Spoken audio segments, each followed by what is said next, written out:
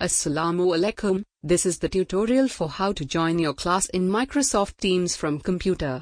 Parents will receive the Microsoft Teams link via SMS. Click that link, it will open in your default browser.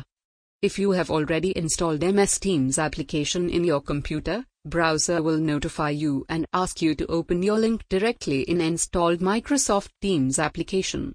Otherwise you have to click on Download Microsoft Teams application button and complete the installation process and open your link as a guest. Then type your name, turn off your mic and join the class. That's it, you have joined the class. If you want to use Microsoft Teams from your mobile phone, simply download this app called Microsoft Teams. It is available for every platform.